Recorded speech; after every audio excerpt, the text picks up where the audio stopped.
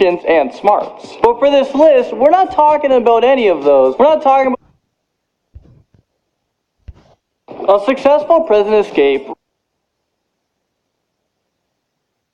equipment, and then the Zeppelin was supposed to disappear into the night. Seems legit, right? No, not at all. The package was picked up by a prison guard, and the 3 accomplices that had this plan were arrested. Moving on to number 9 spot, we have the Brazilian man who tried to escape in drag. Honestly, I'm shocked that this prison escape attempt failed. I mean, just look how perfect this disguise was. How did this guy not fool the guards? So Ronaldo Silva and his girlfriend came up with this ingenious idea of him dressing up in her clothes, putting on a wig and some makeup, and attempted to walk straight out the prison as if he was just another visitor. He actually managed to make it past a couple of the guards until one of them noticed that he was having difficulties walking in high heels. Ronaldo, buddy, for your next escape, you should just invest in some flats. Moving up this list, in at number 8, is the fugitive who dialed 911 on his fellow inmate. Lester Burns and Michael Coleman, along with 6 other prisoners, were left alone in a prison van while guards were assisting an inmate that needed to get to a hospital. Lester and Michael decided to take their chances, and they broke their partition that separated the back of the van from the driver's seat, and they drove the van for 1 mile before abandoning it and running away on foot. Well, that's when Joshua Silverman, he didn't want to be involved with the escape, so he distanced himself and found the nearest phone, and he called 911. Joshua and the remaining prisoners who remained in the van were shortly picked up and were taken back to prison. Meanwhile, Lester and Michael were also captured later that day. The police said that the 911 call heavily assisted with the quick capture. I just hope that they gave Joshua some extra protection in that jail, because once these guys find out how they got caught, who made that 911 call, he's in a whole lot of trouble. Moving into number 7 is the man who tried to punch his way out of a jail cell. In 2011, a Florida man by the name of Hector Luis Campos decided that it would be a good idea to punch his way out of prison. I mean, is this real life right now? So at about 4 in the morning, prison guards heard banging noises in his cell. When they went to investigate, they realized that he was just punching the bricks around the door, and he was actually able to break up some of the motor and flush it down the toilet. He was stopped before he managed to get very far, and he was charged with prison escape. Number 6 brings us to an inmate's accomplice who impersonated a U.S. Marshal. John David Hayes desperately wanted to escape from the Greenville Detention Center, so he had his female accomplice call the prison claiming to be a U.S. Marshal. She told the prison guards that John was scheduled to be let go immediately. How dumb do they think the prison guards are? Obviously, the prison guards didn't believe her, and for his failed attempt, John was slapped an additional time. This has to be the least planned prison escape ever. Okay, so we're halfway there. These are just getting good. So we're talking about an inmate who escaped for nothing. Andrew Wilson, who was on work release program for 1 day before he was scheduled to be released. He stole a truck and fled to another country. Are you kidding me? You had 1 more day. Andrew Wilson had already served 19 out of the 20 days in prison. He was there for a very short time, and this is a sentence for burglary, theft, and unlawful taking and possession of a controlled substance. So he didn't have the patience to just wait there for 24 hours. He's like, I'm gonna prison escape right now. Well, he was easily captured, and he now faces additional theft and escape charges. Climbing this list, in at number 4 is the fugitive that posts his location on Facebook. I'll agree social media can be pretty addictive, but when you are a fugitive, probably shouldn't be checking in on your Facebook. I'm just saying. As a fugitive, you definitely don't want others to know your location. Imagine like taking a picture and adding location on there. Like, oh my god. It's like escaping prison 101. You gotta pick up the manual and know what to do's, you know, and what the don'ts are. However, I guess for Chris Kriego, he missed that class. He was actually only convicted of starting a bar fight, and he was scheduled to appear in court, but instead of showing up,